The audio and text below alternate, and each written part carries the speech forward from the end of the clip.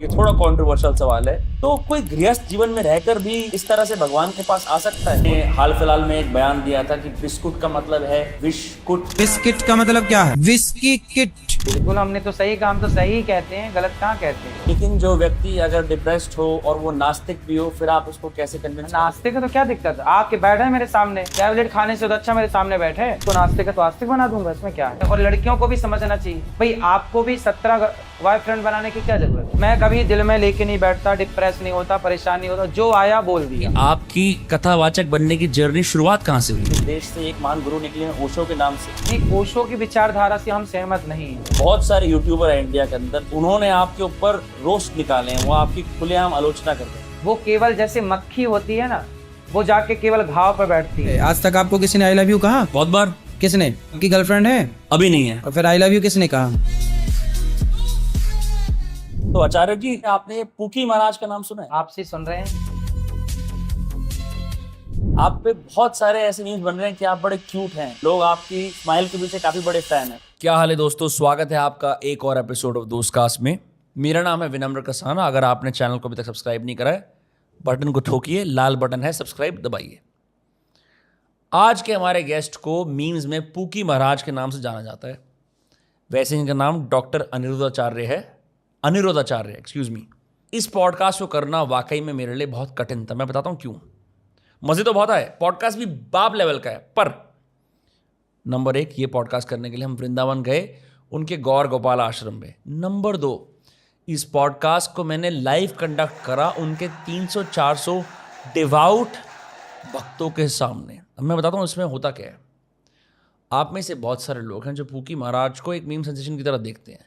आप उनकी अगर 100 बातें हैं तो आप सिर्फ 80 सीरियसली लेते होंगे, 20 आपको मजाक लगती होंगी। जाहिर सी बात है, हर व्यक्ति की हर बात सुनने लायक भी नहीं होती। लेकिन जब आप इस स्केप्टिकल रैशनल अर्बन माइंडसेट से किसी गॉड मैन को इंटरव्यू करने जाते हो तो आपको एक कंट्रोल सेटिंग की ज़रूरत पड़ती है, जो कि हमारा स्टूडियो है। अनफॉर्चुनेटली टाइमिंग, लोकेशन और मेरे अपने ट्रैवल प्लान्स ने ये अलाउड नहीं करा कि मैं ये सब कर पाऊँ। इस पॉडकास्ट को इसलिए हम लोगों ने लाइव कंडक्ट करा उनके भक्तजनों के सामने। मैं बिल्कुल टाइट रोप पे वॉक कर रहा था। मैंने उनसे कई अनकंफर्टेबल सवाल पूछ लिए और मेरे को पता है, मैंने भक्तजनों की आंखों के अंदर वो वाला रेज देखा कि हल्का सा भी मैं इधर उधर गया तो वो हॉस्टिलिटी थोड़ी और बढ़ जाती। मैं आपको डरा नहीं रहा हूँ, मैं आपको सिर्फ बता रहा हूँ कितने प्रेशर और रश सर्कमस्टांसेस में मैंने आज ये पॉडकास्ट कंडक्ट करा। इसी पॉडकास्ट के बाद मेरे को फील्ड जर्नलिस्ट की जो अप्रिसिएशन है वो दुगनी तिगनी हो गई है। एनीवे, डॉक्टर अनिरुद्धाचार्य एक मजाकिया व्यक्ति हैं। वो एक कथावाचक है, इसमें कोई दो राय नहीं है। उनको कृष्ण, राम, हिंदू धर्म में अन्य भगवानों की बहुत अच्छी जानकारी है। शास्त्रों को अच्छी तरह वो जानते हैं। इस पॉडकास्ट में हमने बताया कि भाई पूकी महाराज को थगेश फिंग और मोहक मंगल ने रोस्ट करा, उनका इस बारे में क्या कहना है, नंबर 1। नंबर 2, बिग बॉस में वो क्यों नहीं गए, मसालेदार बातें। तीसरी चौथी बातें हुई डिप्रेशन के बारे में, बिस्कुट के बारे में। Even he had some very sensitive things to say about the Kolkata case. This insane but I can't believe it happened episode with पूकी महाराज begins in 3, 2, 1 मिनट। अगर आप यहां तक आ गए हो ना भाई, सब्सक्राइब दबा दो। अब बोल रहा हूं 1।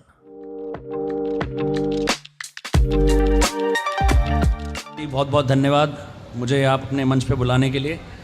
और जितने भी तमाम मेरे माता बहनें, युवक आदमी बैठे हैं, उन सबको मेरा कोटि कोटि नमस्कार। मेरा नाम विनम्र कसाना है, मेरा यूट्यूब चैनल है दोस्तकास्ट के नाम से। तो बहुत सारे लोगों को उत्सुकता थी कि महाराज जी से बात करें, आचार्य जी से बात करें, और कुछ भिन्न भिन्न प्रकार के सवाल लेके आया हूं मैं, जो मैं आज इनसे पूछूंगा। कुछ हंसी मजाक भी करेंगे, कुछ मनोरंजन भी करेंगे और कुछ अध्यात्म की भी बात करेंगे। तो आचार्य जी, सबसे पहले जो मैं आपसे पूछना चाहता हूँ वो ये है, आपने पूकी महाराज का नाम सुना है? आपसे सुन रहे हैं। आप पे बहुत सारे ऐसे मीम्स बन रहे हैं कि आप बड़े क्यूट हैं, लोग आपकी स्माइल के पीछे काफ़ी बड़े फ़ैन हैं। आपने सुना है पहले ये? आपसे सुन रहे हैं। आपका क्या कहना है उन लोगों को जो आप पे ऐसे मीम बनाते हैं? अच्छा है, लोग ये दास को, यहाँ की सेवाओं को, गौरी गोपाल भगवान की सेवाओं को लोग स्वीकार कर रहे हैं। और यहाँ जो सेवाएं चल रही हैं इन्हें स्वीकार करने के साथ साथ इस दास को स्वीकार कर रहे हैं। आप सबका हमें प्यार मिल रहा है, आशीर्वाद मिल रहा है, यही हमारा धन है। अभी हाल फिलहाल में मेरे घर पे भी भागवत की कथा हुई थी, जस्ट मैं उधर से ही आया हूँ। तो मुझे इससे पहले ज़्यादा नॉलेज नहीं थी कि भागवत में होता क्या है। बहुत सारे दर्शक देख रहे हैं, भागवत की कथा एग्जैक्टली किस चीज़ की कथा है? भागवत जी की कथा जिसमें भगवान के 24वें अवतारों की कथा है।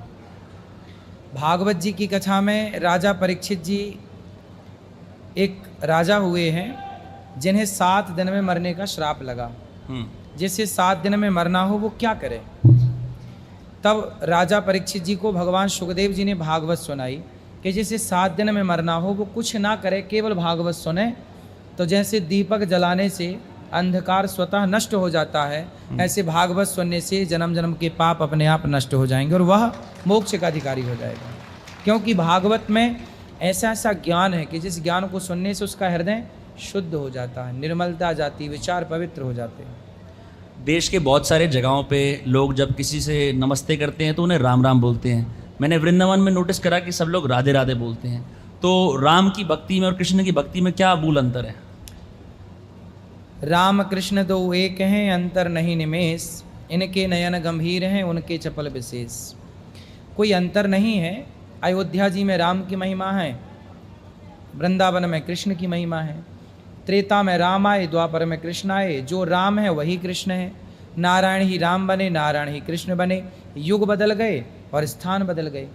तो बस स्थान बदल गए, युग बदल गए, बस ये अंतर है। बाकी राम और कृष्ण में कोई अंतर नहीं है। आपने हाल फिलहाल में एक बयान दिया था कि बिस्कुट का मतलब है विषकुट। अभी हाल फिलहाल में महाराष्ट्र के अंदर 80 लोगों की तबीयत खराब हो गई बिस्किट खा के। जी, तो आपका इस पर क्या कहना है? इसका आपका तो मतलब बयान सही निकला? हाँ बिल्कुल, हमने तो सही कहा। हम तो सही ही कहते हैं, गलत कहाँ कहते हैं। कि भाई बिस्कुट में बिस्की किट है, बिस्किट जिसमें बिस्की किट है, और बिस्कुट जहाँ बिस्कुट कूट के भरा हो। तो बिस्कुट खाओगे तो बीमार पड़ोगे, इसलिए अंकुरित अनाज खाओ, फल खाओ, हेल्दी चीज़ें खाओ। बिस्कुट क्यों खाना है? बिस्किट में सिवाय मैदा के, शुगर के, शक्कर के और तेल के, इन 3 के सिवा कौन सा चौथा पदार्थ है जो आपकी सेहत को ठीक करता हो, सिवाय डैमेज के? सही बात है। इसलिए ना खाएं तो अच्छा है। मेरे बहुत सारे जवान दर्शक हैं, उन्होंने ये सवाल पूछा कि पुकी महाराज डिप्रेशन का क्या उपाय है? डिप्रेशन का क्या उपाय है? क्योंकि बहुत सारे चिकित्सक दवाइयों पर डालते हैं, बोलते हैं कि आप मेडिटेशन करो। आप 7 दिन मेरे सामने आकर बैठ जाइए, कितना भी बड़ा डिप्रेशन में व्यक्ति हो, मैं 7 दिन में उसको ठीक कर दूंगा। डिप्रेशन से बिना दवाई के ठीक कर दूंगा। डिप्रेशन का इलाज मैं ही हूँ, आप ही समझो। मैं ही कर सकता हूँ डिप्रेशन का इलाज। कोई भी आए उसको 7 दिन में बिंदास। लेकिन जो व्यक्ति अगर डिप्रेस्ड हो और वो नास्तिक भी हो, फिर आप उसको कैसे कन्विंस करोगे? नास्तिक है तो क्या दिक्कत? आके बैठे मेरे सामने, बस टैबलेट खाने से तो अच्छा मेरे सामने बैठे। नास्तिक है आस्तिक है वो फर्क नहीं पड़ता, वो तो मैं बना दूंगा उसको। नास्तिक है तो आस्तिक बना दूंगा, इसमें क्या है? कोई नास्तिक नहीं संसार में। सत्संग का देखो, अंधकार क्या है? अंधकार किसे कहते हैं बताओ आप? Lack of knowledge. प्रकाश के अभाव को अंधकार कहते हैं। जहाँ प्रकाश नहीं है वहाँ अंधकार है। उसी प्रकार कोई कहे कि मैं ईश्वर को नहीं मानता, नास्तिक हूँ, नास्तिक कोई नहीं होता। जैसे प्रकाश ना पहुँचने से अंधकार स्वतः प्रकट होता है, उसी तरह ज्ञान ना पहुँचने से, सत्संग ना पहुँचने से नास्तिकता अंधकार की तरह अपने आप प्रकट हो जाती है। जिस दिन भक्ति का दिया जला, सत्संग का दिया जला, वो नास्तिकता खत्म हो जाएगी, आप आस्तिक हो जाएंगे। कोई नास्तिक नहीं है संसार में। आप बिठाइए मेरे सामने कितने नास्तिकों को, पल भर में नास्तिक हो जाए तो कह देना। आप आस्तिक हैं कि नास्तिक हैं? मैं तो आस्तिक हूँ। फिर ठीक है। लेकिन बहुत सारे ऐसे भी लोग हैं जो मानते हैं कि आप भगवान के बिना भी अपनी ज़िंदगी को अच्छी तरह से जी सकते हो, खुश रह सकते हो। तो आप उन लोगों को क्या बोलेंगे? भगवान के बिना आप जी सकते हैं? मेरे लिए तो मुश्किल है, लेकिन जो अन्य बहुत सारे दर्शक हैं उन्होंने बोला उनसे पूछना क्या भगवान के बिना जी सकते हैं? वो तो कहते हैं हम जी सकते हैं, हम भगवान अच्छे का इंसान अर्थ हैं। क्या है? आप बता सकते हैं भा बेहतर। ग वा आ न। भा मतलब भूमि, गा मतलब गगन, वा मतलब वायु, आ मतलब अग्नि, ना मतलब नीर, अब आप कह रहे हैं भगवान के बिना जी सकते हैं, तो पंच तत्व ही तो ईश्वर है। आप जी लो, आप वायु के बिना जी लो, आप कहो कि मैं भगवान के बिना अरे वायु ईश्वर है, अग्नि ईश्वर है, पृथ्वी ईश्वर है, आकाश ईश्वर है। अब आप जी लो वायु के बिना, श्वास मत लो, कैसे जियोगे? आप जी लो आकाश के बिना, आपके अंदर आकाश तत्व खत्म हो जाएगा, मर जाओगे। वायु बढ़ जाती है, अटैक आ जाएगा, मर जाओगे आप। वायु के बिना आप कैसे जिएंगे? सांस कैसे लेंगे आप? सूर्य कौन है? भगवान की आंख है, वेदों में लिखा है। आप जी लो सूर्य के बिना। संसार की कोई फसल बिना सूर्य के हो जाए तो बताओ। सारा किसान सूर्य पर डिपेंड करता है। यदि प्रकाश ना मिले सूर्य का फसलों को, तो कौन सी फसल होगी? तो भगवान, आप कह रहे हैं भगवान के बिना जी सकते हैं, रह सकते हैं। इस संसार में एक चींटी से लेकर एक हाथी तक कोई भी ईश्वर के बिना रह ही नहीं सकता, क्योंकि हवा ईश्वर का रूप है, अग्नि ईश्वर का रूप है, पृथ्वी ईश्वर का रूप। रहोगे तो पृथ्वी में, तो पृथ्वी कोई तुम्हारे बाप की है? ये तो भगवान की है। तो चलिए मैं आपसे ऐसे एक सवाल पूछता हूँ। जब आप अपने बचपन में जाते हैं या अपने लड़कपन की तरफ जाते हैं, तो आपके जीवन में ऐसी कौन सी कठिन घड़ी आई जब आपको सबसे ज़्यादा भगवान की ज़रूरत पड़ी? कठिन घड़ी तो कुछ भी नहीं होती, लेकिन भगवान की ज़रूरत तो सदा पड़ती है। कठिन पर आपके जीवन में? मेरे जीवन में ऐसा कोई कठिन कभी समय आया ही नहीं। सदा जीवन में बिंदास में चल रहा है, मुस्कुराते हंसते। मेरे को कुछ भी बात लगती है मैं सीधा बोल देता हूँ, आपको सबको जी। मैं कभी दिल में लेके नहीं बैठता, डिप्रेस नहीं होता, परेशान नहीं होता। जो आया बोल दिया। रखने से डिप्रेशन है, रखने से चिंता है। मैं परेशान, मैं सदा भगवान, मेरा एक ही सहारा है भगवान। मैं सदा से भगवान के सहारे रहा हूँ, आज भी हूँ, आगे भी रहूँगा। मेरा उनके सिवा कोई नहीं है। ये सब भक्त लोग उन्हीं के द्वारा भेजे गए हैं। आप भी उन्हीं की प्रेरणा से आए हैं। तो मुझे तो लगता है कि आप सब जितने यहाँ आते हैं, सब भगवान ही इस रूप में आते हैं। जितने लोग बैठे सब भगवान का ही रूप है। तो मुझे तो, मैं कोशिश करता हूँ, जैसे बच्चा काखा काखा लिखने की कोशिश करता है और सफल भी होता है, ऐसे मैं कोशिश करता हूँ कि मैं सबको भगवान मैं ही देखूँ कि सब भगवान। ऐसा मैं प्रैक्टिस करता हूँ अपने आप को। जी। एक सवाल पे मैं आपका थोड़ा विस्तार से जवाब चाहता हूँ, और वो सवाल ये है कि बहुत सारे यहाँ भी भक्तजन बैठे हैं जिनको शायद आपके अतीत के बारे में कम पता है कि आपकी कथावाचक बनने की जर्नी शुरुआत कहाँ से हुई? शुरुआत, मैं बचपन में गैया चराता था गांव में, और गाय के लिए चारा काट के लाता था। फिर गैया चराते चराते मैं जब जाता ना गैया चराने, तो गीता लेके जाता था। और मैं अकेले पेड़ पर चढ़ करके ना और गीता गाया करता था, श्लोक गाता था। ये आपको किसी ने सिखाया था? आपके माँ बाप ने सिखाया था? उस समय तक तो कुछ नहीं, पूरा बता रहा हूँ मैं। ये तब की बात है, ये 2001, 2002, 2003, 2004, 2005, 2006, ये तब का दौर जो मैं बोल रहा हूँ, है ना। 1999, 98 ये दौर था जब मैं गाय चराता था। तो जब गाय चराने जाता था, मैं गीता सुनाता था, भजन भी सुनाता था सबको क्या कोई था ही नहीं सिवाय गाय के। तो गाय सुनती और हम सुनाते। फिर हम 2006 17 जुलाई को वृंदावन पहली बार आए पढ़ने। मेरा जन्मभूमि जबलपुर के पास मध्य प्रदेश, रेवझा गांव है। फिर यहाँ पढ़ने आए, तो यहाँ पढ़ने के बाद फिर भागवत की कथाएं स्टार्ट हुई, और भागवत जी जब हो गई शुरू, भागवत कहने लग गए, लोगों को समझाने लग गए। उसके बाद हमें समाज की एक स्थिति दिखाई पड़ी कि लोग भूखे हैं, भरपेट लोगों को, कुछ लोगों को भोजन नहीं मिल रहा, गरीबी ज़रूरत से ज़्यादा है। तब मुझे लगा कि इन गरीबों के लिए एक अन्न क्षेत्र चालू करना चाहिए जहां बना बनाया भोजन इनको मिले और ये रोज़ आके प्रसाद पाएँ। तो आज गौरी गोपाल में एक ऐसा अन्न क्षेत्र चलता है, सुबह से शाम तक 30,000 लोग पर डे भोजन करते हैं निःशुल्क। आप चेक कर सकते हैं, आप देख सकते हैं। नहीं, आपकी कॉन्ट्रीब्यूशंस तो हर कोई जानता ही है। मैं 15 साल बाद वृंदावन आया सिर्फ आपसे मिलने के लिए, आपका इंटरव्यू करने के लिए। और मैं जब बाहर मैंने जो दृश्य देखा, मैंने देखा कि बहुत सारे भक्त हैं, लेकिन साथ साथ यहाँ पे बहुत गरीबी, बहुत लड़ाई, ये सब भी है। तो इस सब कलयुग की दुनिया के अंदर इंसान अपनी भक्ति में लीन कैसे रह सकता है? क्योंकि बाहर शोर, कपट, चोरी, डकैती, ये सब चीज़ें चल रही हैं। देखो, बारिश जब होती है ना, तो आप बारिश को रोक नहीं सकते, लेकिन छाता लगा के अपना बचाव कर सकते हैं। उसी तरह चोर, डकैती, पापाचार को इस कलयुग में आप रोक नहीं सकते, पर सत्संग का, भक्ति का, संतों की कृपा का छाता लगा के आप अपना बचाव कर सकते हैं। तो बस आप अपना बचाव करिए, अपने परिवार का बचाव करिए, और बाकी लोग को समझाते रहिए कि बेटा ये गलत है, पर जा रहे हैं तो समझिए कि ये युग धर्म है, युग का प्रभाव है। आजकल बेटा बाप की नहीं सुन रहा है, तो वो ये समझ लो कि भगवान शंकर ने माता सती को समझाया था कि परीक्षा मत लो राम जी की, नहीं मानी, गई और जलकर भस्म हो गई। तो जाको प्रभु दारुण दुख देही ताकि मति पहले हर लेही। जिसको ईश्वर दुख देना चाहते हैं उसकी मति पहले, जब नाश मनुज पर छाता है ना, पहले विवेक मर जाता है। दुर्योधन को समझाने गए तो थे श्री कृष्ण, कुछ नहीं हुआ, कहाँ माना। जब भगवान की बात नहीं मानी क्योंकि उसके सिर पे नाश था। जब नाश होगा तो भगवान की नहीं सुनी, तो जब नाश होगा तो आपकी हमारी कौन सुनेगा, वो नाश है। लेकिन नाश नहीं है तो ईश्वर हमारे द्वारा समझाएंगे, आपके द्वारा समझाएंगे तो हम आपकी बात मान लेंगे। मतलब ईश्वर, आप समझ गए ना मेरी बात, तो समझ लो कि भगवान आपको समझाना चाह रहे हैं, पर आप नहीं समझे तो समझ लो कि नाश सिर पे लटक रहा है, इसलिए आप नहीं समझ रहे हैं। एक दो कंट्रोवर्शियल सवाल मैं करना चाहता हूँ, क्योंकि आपकी रील्स और शॉर्ट्स सोशल मीडिया पे इतनी प्रसिद्ध हैं, हर कोई आपकी वीडियोस देखता है, आपके करोड़ों में सब्सक्राइबर हो चुके हैं, जहाँ जाओ इंस्टाग्राम, यूट्यूब, फेसबुक, हर जगह आपकी वीडियोस आती हैं, आपकी इतनी प्रसिद्धि है। लेकिन पास्ट के अंदर वैसे भी बहुत सारे गुरु रहे हैं। इस देश से एक महान गुरु निकले हैं ओशो के नाम से।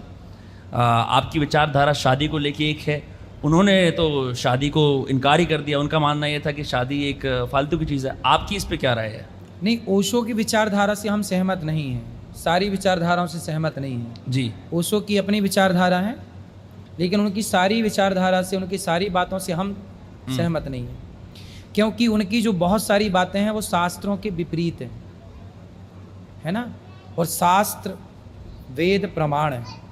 आप वेदों को आप गलत नहीं साबित कर सकते, आपके पास ऐसा कोई तर्क नहीं है, कोई तथ्य नहीं है कि जिसके आधार पे आप वेदों की बातें अप्रमाणित कर दें। विवाह अप्रमाणित नहीं हो सकता। माता सीता का राम जी से विवाह हुआ, वैदिक विवाह हुआ। भगवान कृष्ण का रुक्मणी जी से विवाह हुआ, वैदिक परंपरा से हुआ। उसे कोई कैसे नकार सकता है? और यदि नकार रहा है मतलब वो वेद का उल्लंघन कर रहा है। मैं वेद का उल्लंघन नहीं कर सकता। एक शादी के अंदर पति का और पत्नी का, दोनों का क्या क्या धर्म होना चाहिए? पति का क्या धर्म है? और आपकी शादी हो गई? अभी नहीं हुई, ये उन दर्शकों के लिए जिनकी हो चुकी है। नहीं तो आपको भी बता दें, आपके काम आएगी ना। बिल्कुल। देखो, विवाह जब हो आपका तो सबसे पहले तो अपनी नारी का सम्मान करिए। सबसे पहली बात है कि पुरुष वर्ग जो है, आज जानते हैं पुरुष वर्ग ना हावी है। पुरुष ये चाहता है कि तुम तो मेरी पत्नी हो, तुम मेरे पाँव की जूती हो। ये मानसिकता जब तक ना समाप्त होगी समाज में, तब तक गृहस्थी का मज़ा नहीं है। पत्नी पाँव की जूती नहीं है, पत्नी माथे की पगड़ी है। जब तक पत्नी का सम्मान नहीं करेगा पुरुष, तब तक उसका गृहस्थ जीवन सुखमय नहीं हो सकता। इसलिए पुरुष वर्ग को चाहिए कि वह अपनी अर्धांगिनी, चाहे वो पत्नी के रूप में हो, चाहे वो एक स्त्री माँ के रूप में हो, चाहे एक स्त्री बहन और बेटी के रूप में हो, हमें नारी का सम्मान करना चाहिए। आजकल के लड़के नारियों का सम्मान कहाँ करते हैं? अभी देखो, आपने देखा बंगाल में एक लड़की के साथ, डॉक्टर बेटी के साथ बलात्कार हुआ जी। काश उस लड़के की माँ ने उस लड़के को सिखाया होता, संस्कार दिए होते कि बेटा स्त्री का सम्मान करो। आप कुंवारे हैं, शादीशुदा हैं, फ़र्क नहीं पड़ता। हम छोटे छोटे बच्चों को ये सिखाएं ना, संस्कार दें ना कि बेटा नारी का सम्मान करो, लड़कियों का सम्मान किया करो, स्त्रियों का सम्मान किया करो। तो जब सिखाएंगे ना तो वो नारी का सम्मान करना सीखेगा। आजकल के लड़के कहाँ सम्मान करते हैं? आजकल तो लोग यूँ समझते हैं कि कपड़ा है, ये आज ये कपड़ा चेंज किया, कल दूसरा कपड़ा, ऐसे गर्लफ्रेंड चेंज करते रहते हैं आजकल तो उसे कपड़े की तरह। और लड़कियों को भी समझना चाहिए कि आप कोई कपड़ा थोड़ी है कि कोई उतार के और फेंक दे, पहना, यूज़ किया और फेंक दिया। भाई आपको भी 17 बॉयफ्रेंड बनाने की क्या ज़रूरत है? इसलिए कहते हैं ना, चरित्र, कैरेक्टर की आवश्यकता है। जब तक व्यक्ति चरित्रवान नहीं होगा, अच्छा चरित्रवान जो होगा वो सदा नारी का सम्मान करेगा। जो नारी का सम्मान नहीं कर रहा है मतलब वो चरित्रहीन है। इसलिए अपने बच्चों को कैरेक्टर मजबूत दीजिए, चरित्रवान बनाइए। इसलिए हमारे यहाँ राम क्या है? राम का चरित्र लिखा जाता है, रामचरितमानस। राम जी का चरित्र पढ़ा और सुना जाता है। हमारे यहाँ पूजा किसकी है? चरित्र की। जी। चरित्र आपका है तो आप पूज्य हैं, आपका चरित्र नहीं है आपकी कोई पूजा नहीं। जैसे कि भारतीय संस्कृति है जिससे हमने बहुत लाभ उठाया है और हम सब भारतीय संस्कृति में रहते हैं, ऐसी एक विदेशी संस्कृति है। तो आपको लगता है कि जिस भी प्रकार के आजकल जितने भी लोगों में पीड़ा है ये कहीं ना कहीं विदेशी संस्कृति से आ रही है, या फिर कुछ अगर लाभ हैं विदेशी संस्कृति में भी कुछ लाभ हैं? विदेशी संस्कृति, देखो विदेशी संस्कृति संस्कार कुछ भी नहीं है। विदेशी कल्चर तो कुत्ता बिल्लियों का है। जैसे भारत में कुत्ता बिल्ली रहते हैं लिव इन में, ऐसे विदेशों में रहते हैं।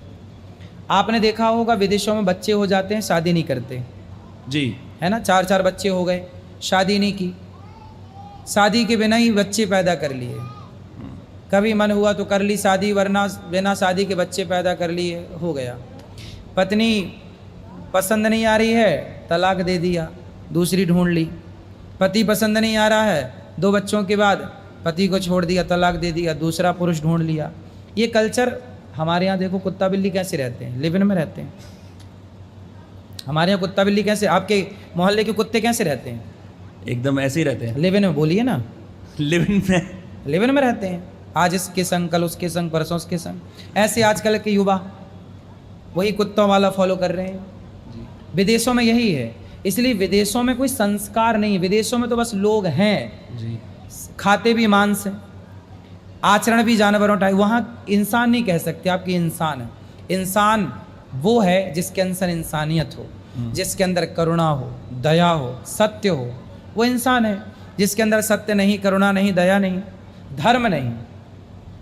धर्म क्या है? आजकल धर्म कहाँ है लोगों के अंदर? जब जिसके अंदर धर्म होगा वही मनुष्य होगा। राम के अंदर धर्म था तो आज तक पूज रहे हैं। रावण के अंदर धर्म नहीं था इसलिए जलाया जा रहा है। जी। तो पूजा धर्म की है। क्या आपके अंदर धर्म है? अब धर्म क्या है? धर्म यही है कि मैं अपनी एक पत्नी के संग रहूं, एक नारी ब्रह्मचारी, एक पत्नी के साथ, उसी के साथ रहूं, दूसरी की तरफ ना देखूं। ये धर्म है। अब आपकी एक पत्नी है फिर भी आपने गर्लफ्रेंड बना रखी है, फिर भी दूसरों की तरफ ताक झांक कर रहे हैं, तो ये अधर्म है।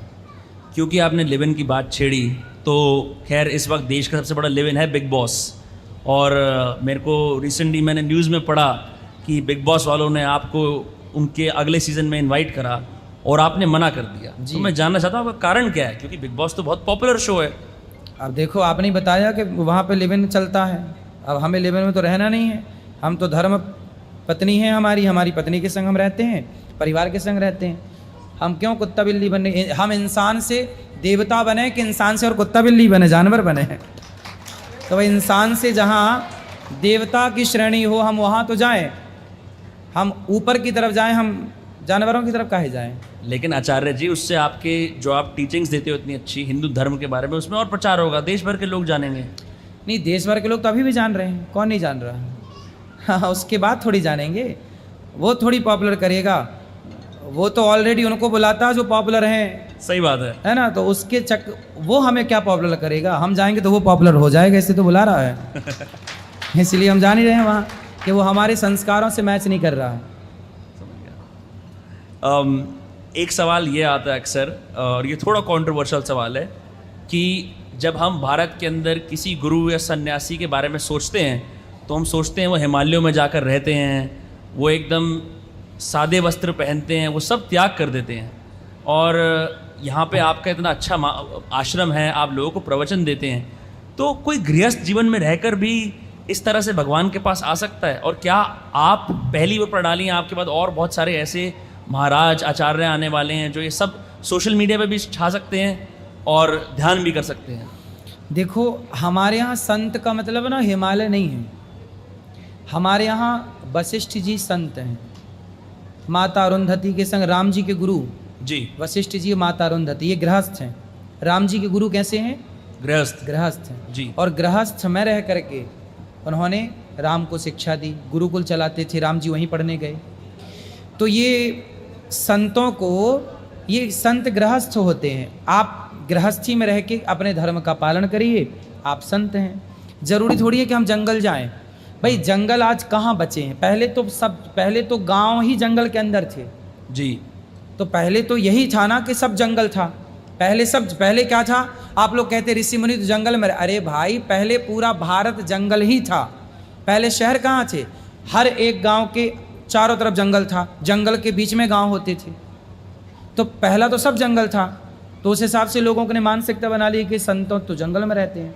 अब जंगल हो गए खत्म, तो संत कहाँ जाएं? संत गृहस्थ हमारे और आपकी तरह समाज। देखो संत का अर्थ होता है जो संत अंत, जो अपनी इच्छाओं का अंत कर दे, जो अपने सुखों का अंत कर दे और जो समाज के सुख के लिए जिए, उसी का नाम संत है। और देखो हमारी आज तबीयत खराब है, फिर भी हम आपके साथ बैठे हैं। बहुत बहुत धन्यवाद आप। तो हमारी अपनी इच्छा नहीं है, फिर भी हम आपकी खुशी के लिए बैठे हैं। और हम चाहते हैं कि हमारे कहने से यदि समाज को कोई बढ़िया मैसेज मिल रहा है तो अच्छी बात है। हमारे प्रयास करने से, देखिए गौरी गोपाल में आपकी एज क्या है? 27। मेरी 33 है लगभग। आप 6 साल का फर्क है। हाँ, अब देखिए मेरी उम्र के बच्चे बाजार में देखेंगे ना, शराब पी रहे हैं। मेरी उम्र के बच्चे क्या नहीं कर रहे हैं, आप तो खुद युवा हैं, खूब जानते हैं जी। लेकिन आपकी उम्र का एक बालक 33 साल की उम्र में, सोचिए आज गौरी गोपाल गुरुकुल में 150 बच्चे पढ़ते हैं निःशुल्क। उनको रहना, खाना, दूध, सब कुछ व्यवस्था, उनका पढ़ाई लिखाई, कॉपी किताब सब फ्री। 150 बच्चों की सेवा चल रही है। 280 वृद्ध माएँ हैं, आप देख सकते हैं ऑन रिकॉर्ड अपनी आँखों से। उनको दवाई, हॉस्पिटल का खर्चा, खाना पीना सब कुछ यहाँ निःशुल्क माओं का। 30,000 लोग भरपेट भोजन कर रहे हैं। यदि एक व्यक्ति की मेहनत करने से, यदि मैं जंगल चला गया होता तो उन बच्चों को कैसे पढ़ाई होती? आपसे कौन बात करता? इन भक्तों का मार्गदर्शन कौन करता?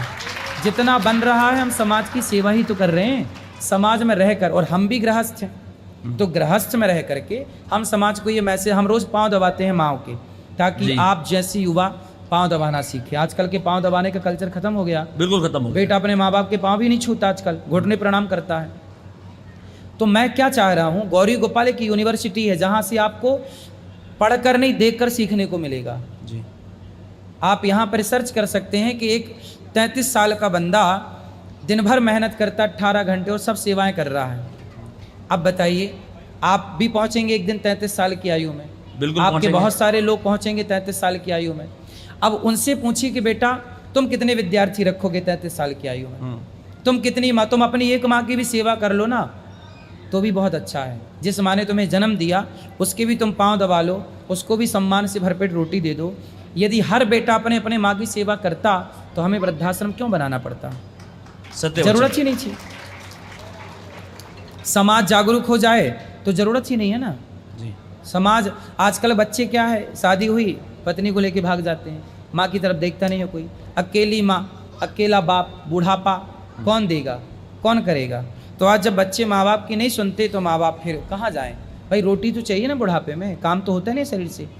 तो यहाँ पर सेवा होती है ऐसी माँओं की जी। तो आज की युवाओं से ये सवाल जरूर पूछिए कि बेटा 33 साल की आयु में तुम कितनी सेवा कर रहे हो, कि केवल हंस ही रहे हो? आपने इतने सारे अच्छे कदम उठाए हैं, इसी वजह से सब वृद्धाओं को खाना मिल रहा है, उनको रहने की जगह है।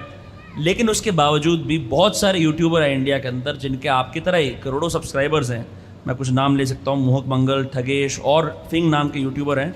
उन्होंने आपके ऊपर रोस्ट निकाले हैं, वो आपकी खुलेआम आलोचना कर रहे हैं। आपका इन पर क्या कहना है? देखिए, वो आलोचना कर सकते हैं, इसलिए कर सकते हैं क्योंकि वो अच्छाई को देखना ही नहीं चाहते। जब अच्छाई आती है तो उन लोग आंख बंद कर लेते हैं। वो केवल जैसे मक्खी होती है ना, वो जाके केवल घाव पर बैठती है, खते पे, उसी तरह कुछ लोग होते हैं समाज में जो सीता माँ की अच्छाई ना देखकर, कुछ लोगों ने भी तो सीता माँ को बुरा ही कहा। जब सीता माता को बुरा कहने वाले त्रेता में थे तो अनिरुद्धाचार्य को बुरा कहने वाले इस कलयुग में क्यों नहीं हो सकते? हो सकते हैं।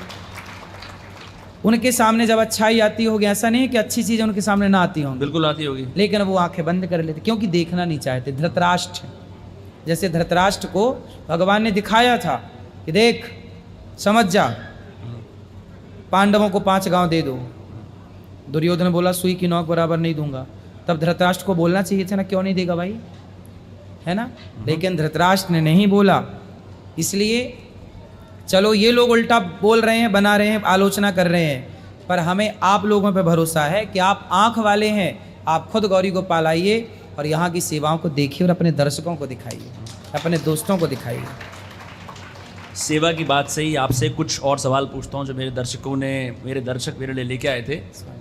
जी जी, उनमें से एक सवाल युवकों के लिए है। कई युवक बहुत जल्दी प्यार में पड़ जाते हैं और प्यार में पड़ने के चक्कर में अक्सर सब कुछ त्याग देते हैं। ऐसे लोगों ने मुझसे पूछा, मेरी गर्लफ्रेंड से मेरा ब्रेकअप हो चुका है, 2 साल से मैं अकेला घूम रहा हूँ, अभी भी उसकी याद में हूँ, वो आगे जा चुकी है, मैं अपने साथ क्या करूँ? गर्लफ्रेंड के चक्कर में पड़ोगे तो नाश ही होगा, इसीलिए गर्लफ्रेंड के चक्कर में ना पड़ो, पढ़ाई कर लो। पढ़ाई करने के बाद फिर बढ़िया शादी कर लेना और अपनी शादी में अपनी पत्नी के संग रहो। गर्लफ्रेंड बॉयफ्रेंड के चक्कर में जो पड़ेगा, देखो मैं कई बार ये हर सबसे कहता हूँ, आपसे भी कहता हूँ, कोई आपको कहे, आज तक आपको किसी ने आई लव यू कहा? बहुत बार। किसने? सभी लोगों ने कहा है, जो भी आपकी गर्लफ्रेंड है? अभी नहीं है। नहीं है तो फिर आई लव यू किसने कहा?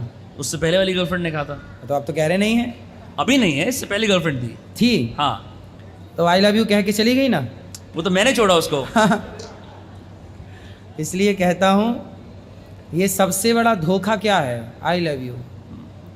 सबसे बड़ा धोखा इस संसार का, सबसे बड़ा धोखा है आई लव यू। मैं तुमसे प्यार करती हूँ या मैं तुमसे प्यार करता हूँ, ये सबसे बड़ा धोखा है। जैसे मछली को फंसाने के लिए मछुआरा जाल नहीं फेंकता। जाल कैसे फेंकता है? ऐसे। जैसे मछुआरा मछली को फंसाने के लिए जाल फेंकता है और बहुत सारी मछलियाँ उसके जाल में फंस जाती हैं, उसी तरह समाज में कुछ लड़के कुछ लड़कियाँ एक दूसरे को फंसाने के लिए आई लव यू का जाल फेंकते हैं और बहुत सारे लड़के लड़कियाँ फंस जाते हैं और वो अपना सारा जीवन उस लड़का लड़की के चक्कर में बर्बाद कर लेते हैं। पढ़ाई लिखाई करते नहीं हैं, काबिलियत आती नहीं है, तो ना वो घर के रह जाते हैं ना घाट के रह जाते हैं। इसलिए इस आई लव यू के चक्कर में ना पड़िए। कोई आपसे प्यार क्यों करेगा? ये लाइन आपने सुनी होगी मेरी। जी जी जी, बहुत मशहूर लाइन है आपकी। हाँ, कोई आपसे प्यार क्यों करेगा? भाई प्यार करेगा आपके पैसे से। प्यार, आपके पास पैसा है तो आपको 1000 लोग आई लव यू बोलने वाले होंगे।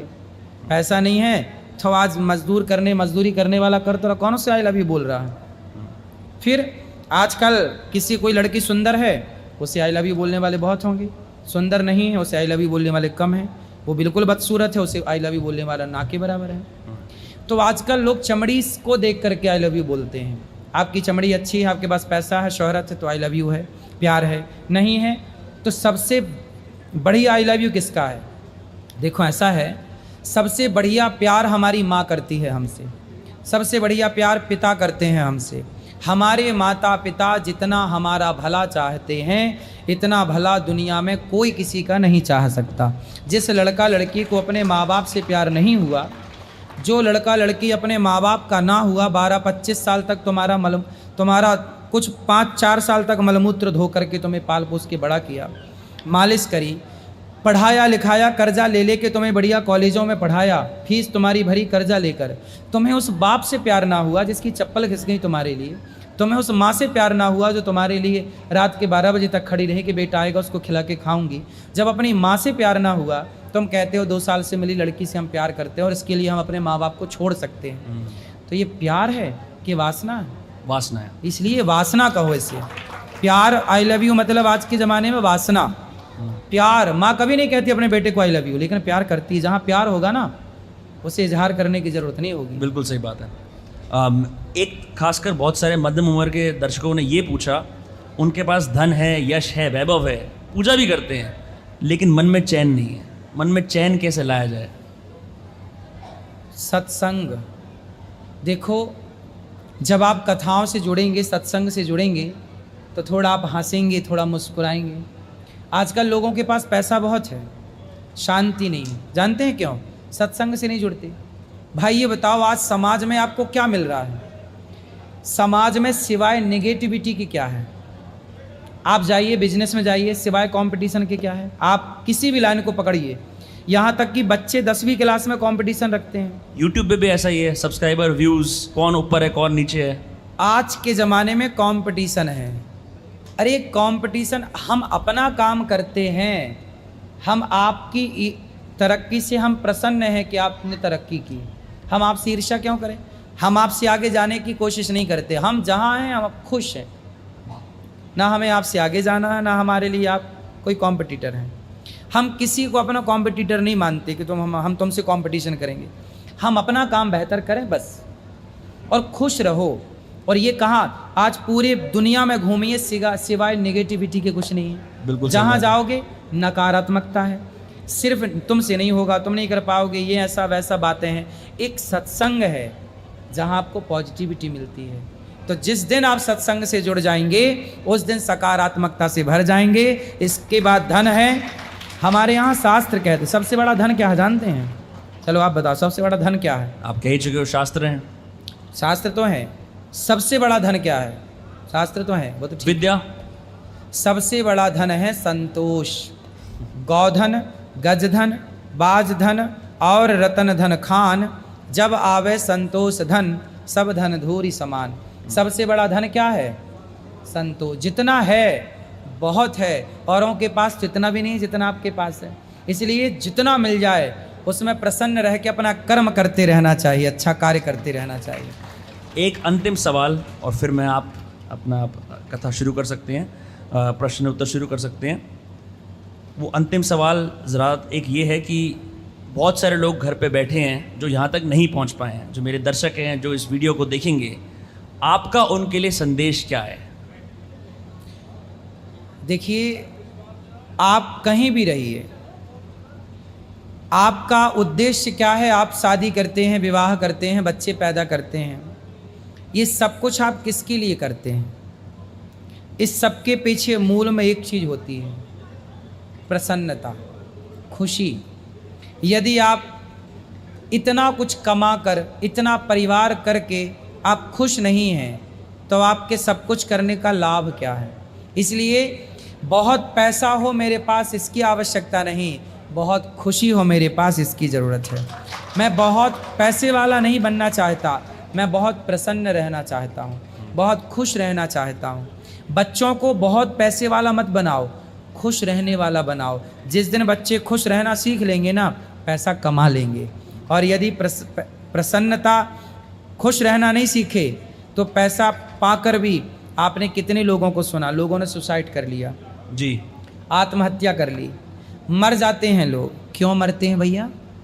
क्योंकि पैसा तो है लेकिन संतोष नहीं है, प्रसन्नता नहीं है, वो मुस्कुरा नहीं पा रहे हैं, अपना दुख दर्द किसी से कह नहीं पा रहे हैं, तो उन्हें लगता है मरना सबसे बेस्ट ऑप्शन है। इसलिए हंसिए, मुस्कुराइए और हर स्थिति में खुश रहिए। आप यदि खुश हैं तो आप अमीर हैं, और आप यदि अमीर महलों में रह कर के भी आप खुश नहीं हैं, तो आपसे अच्छा वो रिक्शे वाला है जो झोपड़ी में रहकर पत्नी परिवार के संग खिलखिला के हंसता तो है। आप फुटपाथ पे जाके देखिए, कभी दूर बैठ के देखिए, मैंने देखा है। रिक्शे वाले जो होते हैं ना, जो सामान्य व्यक्ति, मजदूरी करने वाला, गरीब, वो इतने खुश रहते हैं कि कई बार महलों वाले इतने खुश नहीं रहते।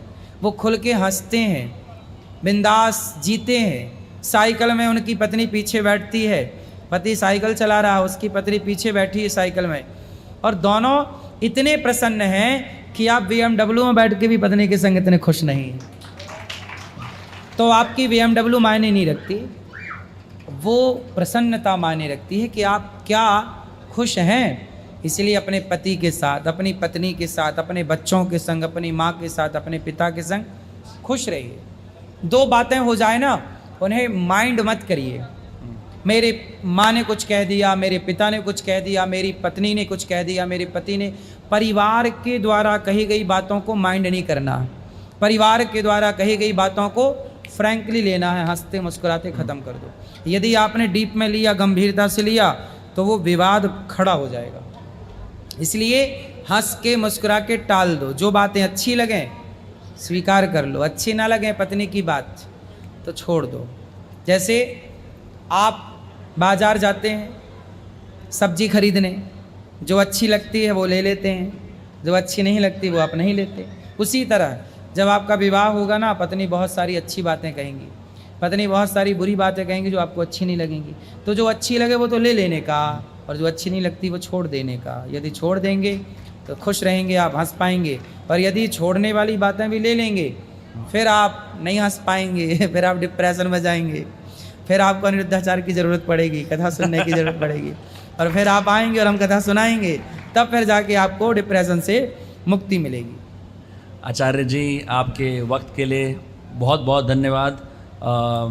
पुकी महाराज, बहुत बहुत शुक्रिया आपका। थैंक यू, धन्यवाद, बहुत बहुत धन्यवाद, आप आए। कभी कभी क्या होता है कि ज्ञान की प्राप्ति में इंसान अक्सर गलती कर देता है। अगर मैंने कोई भी गलती करी हो सवाल पूछते हुए, ना ना ना, आपने या बहुत फिर किसी भी भक्त को ऐसा लगा हो कि मैं अपने कदम ज़्यादा बाहर फैलाए हैं, उसके लिए मैं क्षमा चाहूँगा। आपने बहुत अच्छे प्रश्न किए और हम आपके प्रश्नों से संतुष्ट हैं, और आपको जो बन पड़ी आपकी सेवा करिए उत्तर देकर। तो बस आप मेरे दर्शकों को एक बार सब्सक्राइब करने के लिए कहिए दोस्तकास्ट पे। बिल्कुल भैया, अच्छा कार्य कर रहे हैं और आप सब भैया से जुड़े रहें। राधे बहुत बहुत शुक्रिया, धन्यवाद, राधे राधे।